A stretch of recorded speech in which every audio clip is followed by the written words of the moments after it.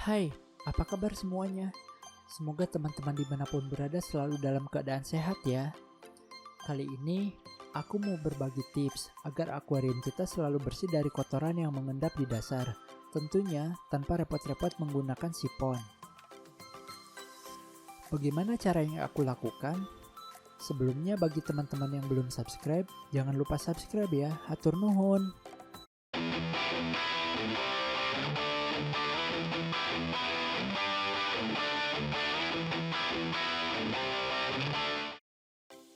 Di antara teman-teman, mungkin ada yang tidak tahu wavemaker.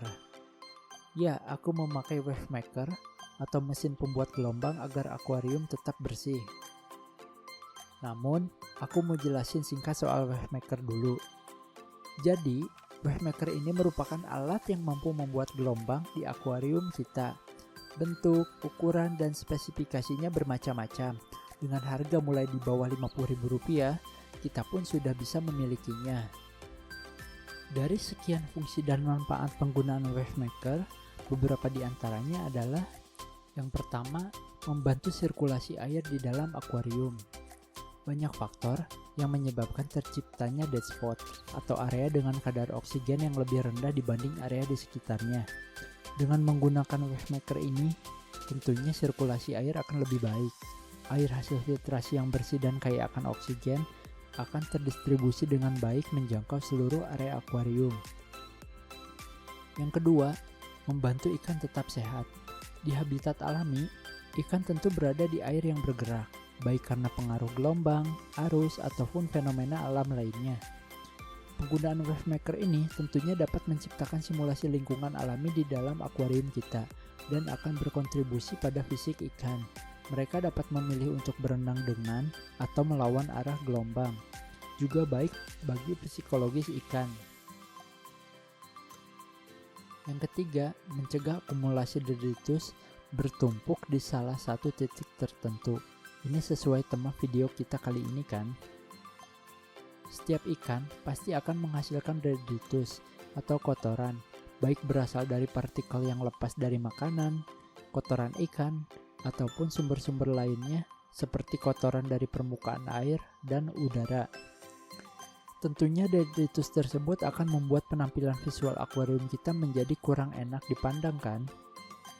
Nah, sepengalaman aku, penggunaan wavemaker ini cukup efektif dalam mendorong detritus terutama yang berakumulasi di dasar akuarium agar bergerak mendekati power head atau mesin filter sehingga akuarium kita terutama bagian dasarnya senantiasa bersih tanpa repot harus menyikat akumulasi dengan busa, menjaring atau menyerok kotoran ataupun sipon.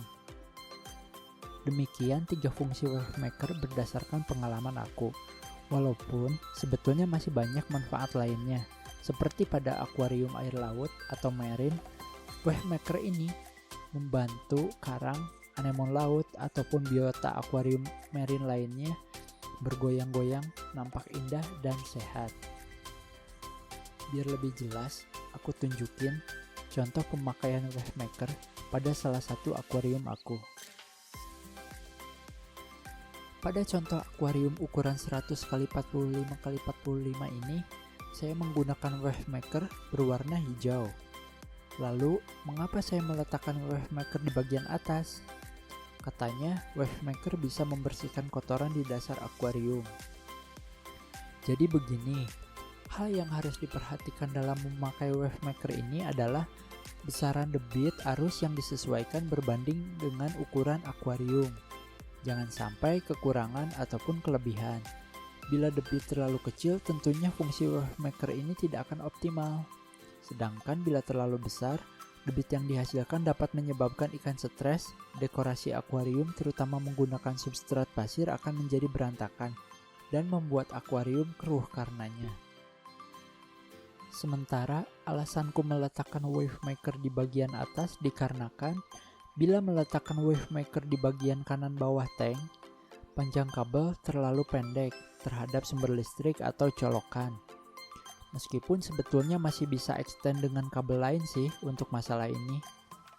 Namun yang lebih penting menurutku, wavemaker ini memiliki debit yang terlalu besar untuk diarahkan langsung di dasar akuarium. karena saat awal pemasangan sempat coba. Alhasil, detritus di dasar akuarium memang terdorong dengan cepat ke arah powerhead. Namun, banyak juga detritus yang ikut terbawa arus yang memantul sehingga melayang-layang dan berputar di akuarium. Kok bisa berputar seperti itu? Skema yang terjadi pada tank ini adalah wavemaker menghasilkan arus. Kemudian di sisi ujung tank lainnya, air tentu akan memantul ke arah bawah. Arus ini berlanjut akan memantul kembali ke arah powerhead yang akan membawa detritus atau kotoran yang mengendap di dasar akuarium. Selanjutnya, sebagian arus dan kotoran yang memiliki berat jenis lebih besar berada di bawah dekat powerhead dan akan terhisap. Sementara sebagian arus yang kian melemah akan memantul kembali ke arah wavemaker. Selanjutnya, siklus ini akan berputar dan berulang selama powerhead menyala. Perputaran arus ini mirip dengan arus konveksi pada air laut ataupun air yang mendidih. Hanya saja, perputaran arus air pada tank ini bukan berasal dari konveksi, melainkan pantulan arus air karena ada halangan atau dinding akuarium. Untuk lebih jelas melihat terjadinya perputaran air di dalam tank ini, aku coba uji memakai bantuan cairan akrylflavin. Mungkin teman-teman sudah gak asing dengan cairan kuning ini. Oke, langsung aja kita tes.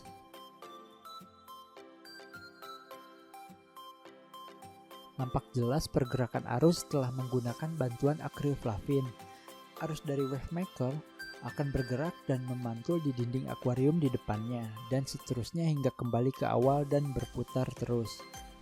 Dengan demikian, sirkulasi air segar hasil filtrasi akan terdistribusi merata dan meminimalisir dead zones yang kurang baik bagi ikan. Ikan pun akan lebih aktif berenang melawan atau searah pergerakan arus, guna merangsang pertumbuhan ikan dan sesuai tema video ini tentunya. Pergerakan arus dari wavemaker dapat membantu mendorong kotoran ke arah powerhead.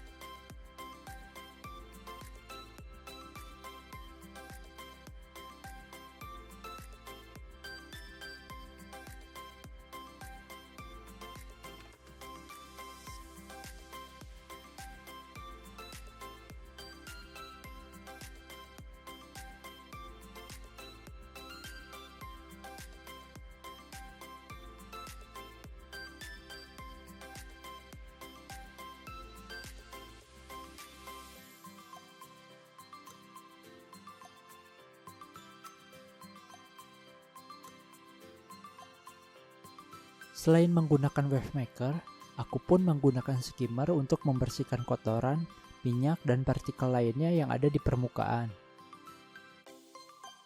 Untuk menekan pertumbuhan lumut atau diatom pada kaca, aku mengontrol lampu maksimal menyala 12 jam per hari. Selain itu, memanfaatkan si pembersih kaca seperti sapu-sapu ini contohnya. Mungkin hanya itu tips sederhana dari aku dalam memanfaatkan penggunaan wavemaker pada akuarium. Kalau ada pertanyaan, saran, dan kritik silahkan komen di bawah ya. Jangan lupa subscribe, dan sampai ketemu di video selanjutnya. Hatur nuhun.